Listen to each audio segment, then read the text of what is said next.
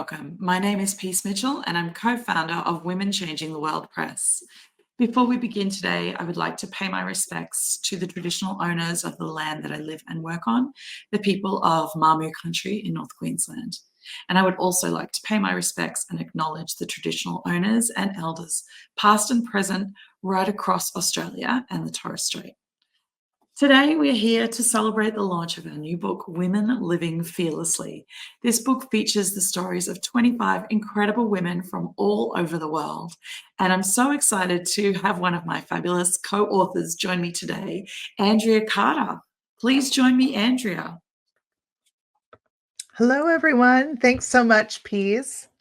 Oh, it's wonderful to have you here, Andrea. Now, Andrea, for people who haven't met you before, I would love you to introduce yourself and tell us a bit about you and the work that you do.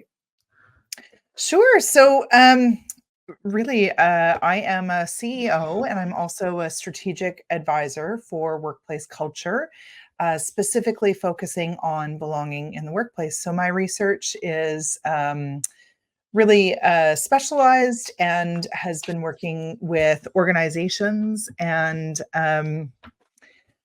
has its own kind of what am I trying to say? I'm sorry. It's like 9:30 at night here. So I'm a wee tired, but what we essentially do is go into organizations, we can measure belonging, and then we have tactics to actually recreate and shift culture. And really, belonging is focused on helping everyone feel like they can truly thrive. So beautiful. That's really beautiful work that you do, Andrea. Sure, that must be so rewarding as well. Yeah. Very rewarding. Yes, thank you. Yeah. So your chapter title is Igniting Inner Confidence Through Trust and Belief. Can you tell us a bit about why you chose this title for your story?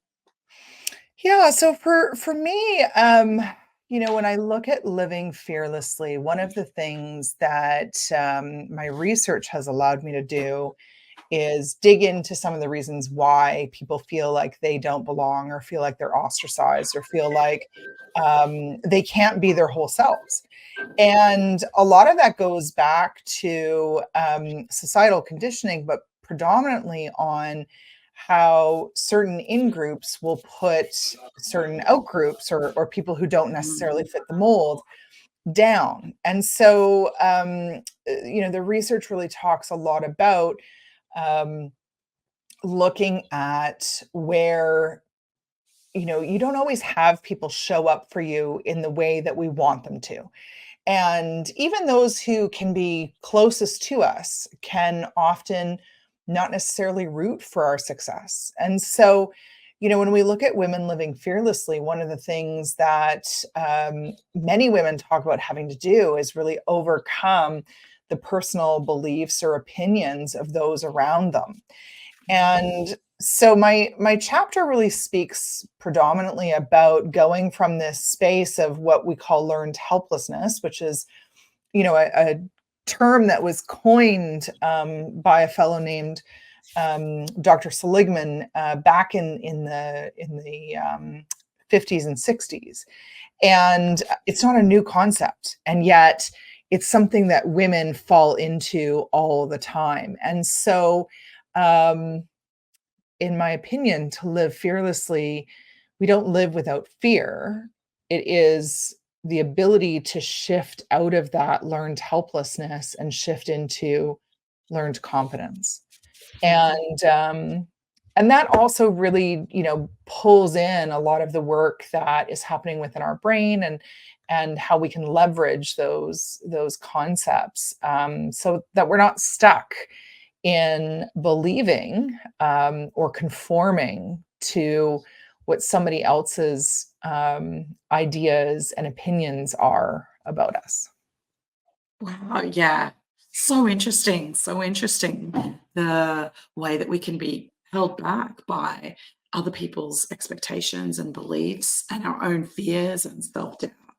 And moving through that to be more confident and live fearlessly. So, yeah, I really enjoyed your chapter. You start your chapter by talking about the fact your childhood and growing up. And you say, I was born into a family of immigrants. The goal was never to stand out, but instead to conform, keep my head down, work hard, and make something of myself, all while doing everything possible to be just like the neighbors and fit in as much as possible. Can you tell us more about this childhood and these kind of expectations that were put on you? Yeah, well, I think as most immigrants would share, when you arrive in a new environment, um, the goal is really to learn about how to adapt and how to become, assimilated into the new environment. And so, my parents came to Canada post World War II. And, it was interesting back then because you didn't necessarily get to choose where you went. So most of the immigrants that were coming from Eastern Europe who were able to get into Canada ended up in Halifax and then took trains over to Saskatchewan and then often ended up. So we were actually, I was born in Winnipeg, and um, if I look around at the children that were in the neighborhood, um, it really was about doing everything that your parents told you to do and keeping your head down. And um, it really wasn't, you weren't allowed to really stand out. And so for me, by the time, as I go on to tell you, by the time I was 12, I was already 5'11" and stood Mm. out, and, was breaking boundaries in ways that, I think in many ways embarrassed my family, because it was like, oh, they didn't really know what to do with me, because though I was the second, um, my sisters are 5'2", 5'4", my mom is 5'7", my dad's 5'8". I was always the child that stood above, every relative I had. Um, and when that was replicated with my children, um, people don't realize that tallness when you're younger actually is quite a responsibility, because people have Mhm. higher expectations, and they certainly treat you differently. So there's this expectation that if you stand out, you have to be perfect.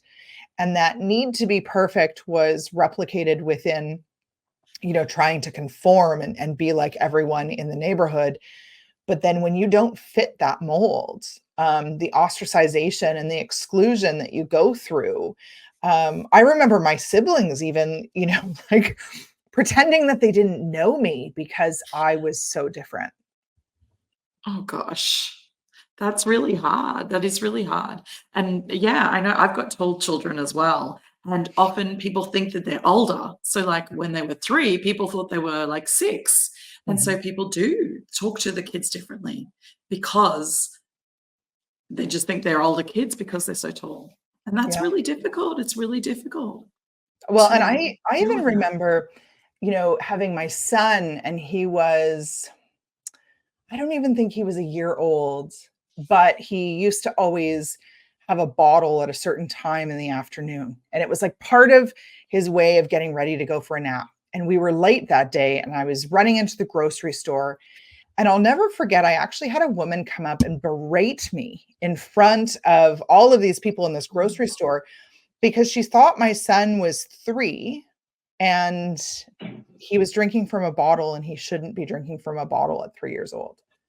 So, all of these things that happen, when you look different, when you don't fit the mold, when we Mhm. look at, I'm speaking about it from a very high level of height and size, but when we look at discrimination, and when we look at the intersections of identity and racism, and how all of these pieces fit into how we are conditioned to be small, or we are conditioned to believe that we only can live a certain life or be a certain way, that I think is the root of where we have to start changing the internal dialogue, because the belonging research also shows that It's 50% the individual, but also 50% the environment. And so you have to have people who are willing to show up for you, and you will have to be willing to show up for yourself and for them as well. Wow. Yeah. Yeah. So you talk about learned helplessness in your Mhm. chapter quite a bit, and you touched on it earlier. And you said it's been around since the 50s or 60s, but it's not something that many people have heard of. And I wasn't really familiar with it until I came across your chapter. Can you tell us more about what learned helplessness is, what it might look like, and how, if we, when we hear your definition of it, we identify that that's happening for us, how we can deal with that and overcome it? Sure. So, my definition, like if I were to um, look at it just from plainly speaking about it, I would talk about learned helplessness being a feeling of being stuck, where no matter how much effort you put in, it feels like nothing changes. So that piece, it stems from really the it was research that was done on dogs, and it was dogs that were put collars on them, and essentially they would try and get away, be shocked, and then would stop trying to get away. And then when they took the Mhm. collars off, they realized that the dogs actually wouldn't leave the confines of what they were in. So that was the scientific or the psychological element behind learned helplessness. But I think all of us, and in the book I speak specifically about women who are trying to up level themselves within their career.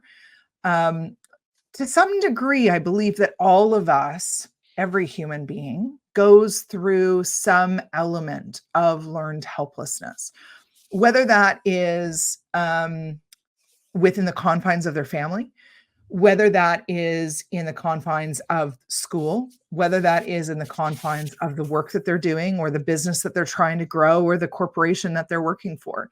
Um, and so, really, that element of stuckness, that element of feeling like you are helpless, I like to look at it from the perspective of what can we do to flip that switch, to change Mm. it so that we're able to show up in our spaces with the attributes that will get us to the places that we need to go.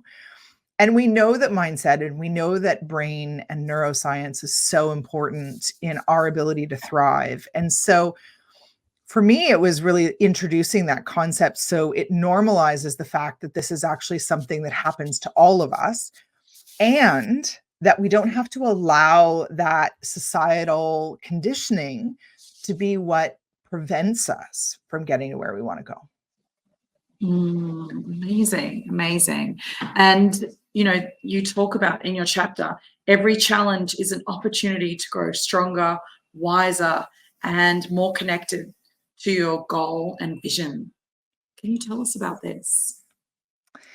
Yeah, so my I have a background in neuroscience and also industrial and organizational psychology. So those are my degree backgrounds. From a brain perspective, your brain is actually such an incredible organ, because when we look at learned helplessness, your brain is actually wired for negativity, and the reason for that is so that it protects you, it helps you survive and stay alive.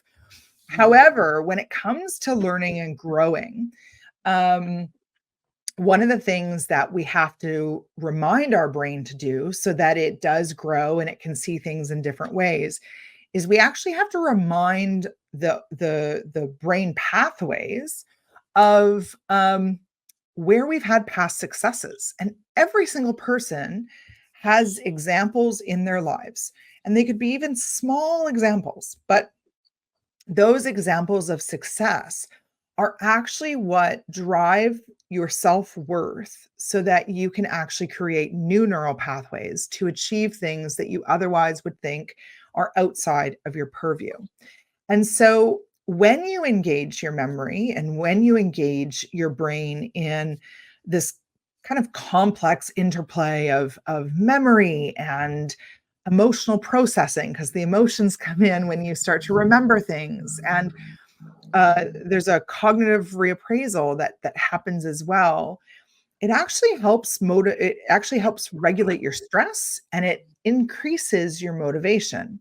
So when all of these things are happening together, what happens then is that it actually sends the right signals to our brain so that we can grow and we can do things that we otherwise didn't believe in that moment that we could do. So, I use the example in the book of my daughter, and she's in a situation where she's playing high level volleyball, but the team that she's been put on is very much about in group mean girl behavior that was endorsed by coaches. And so, here's this incredible athlete who is beginning to believe that she's not good enough. Um, and, gets to the point where she scratches her skin to the point where she bleeds on the court. And the coaches actually turn their heads and pretend not to see it. And the parents and the spectators are gasping at the fact that they're watching this happen and nobody does anything. So, from a parent perspective, from a female perspective, from a human perspective, the situation kind of gives light to all of us being in a situation where we've been treated so badly that sometimes it's better, or it feels in a weird, crazy way, but this is again how we protect ourselves. Mhm. It's better to self harm, or it's better to retreat, or it's better to go inwards and kind of tear ourselves down than it is for us to rise up. And in that moment, it was me sharing with my daughter that you are going through a situation of learned helplessness. Let's get you to the other side of learned confidence and what that looks like. Mm. Yeah, that the example you gave is something I think that a lot of people can relate to, unfortunately, that difficult time. But what can happen if they don't have someone supportive like you to help them get through that to the other side is they can retreat and not want to show up anymore and put themselves forward for opportunities. And it can happen in the workplace, it can happen on a sporting team, and it can happen in the classroom. And so this is something that a lot of people are facing. And yeah, I think your chapter and your story and the work that you're doing can help people to overcome this and build those strategies and tools to get over those challenges they're facing. Well, and I think Yeah. that we all have this belief that when people recognize that there's an injustice, or when somebody sees that something so horrific is happening right in front of your eyes, you expect that somebody in a position of power is going to step in and do the right thing and protect that individual. And the research actually shows that 85% of the time that doesn't happen.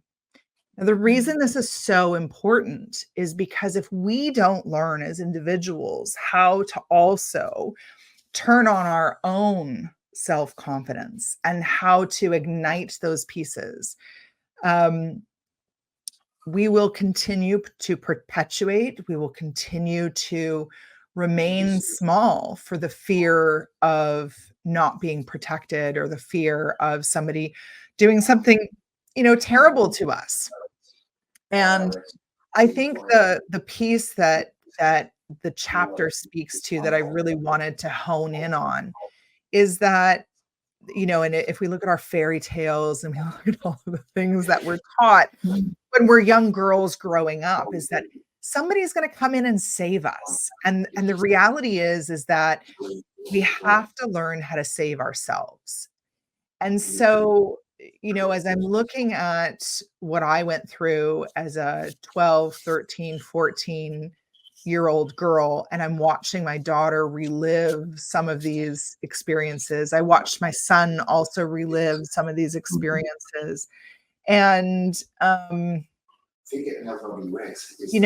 all too often, those with power to act really do ignore injustices. And so the need to learn how to lessen the opinion of others and increase who you are, what you value, what your beliefs are, and really rise into your own significance.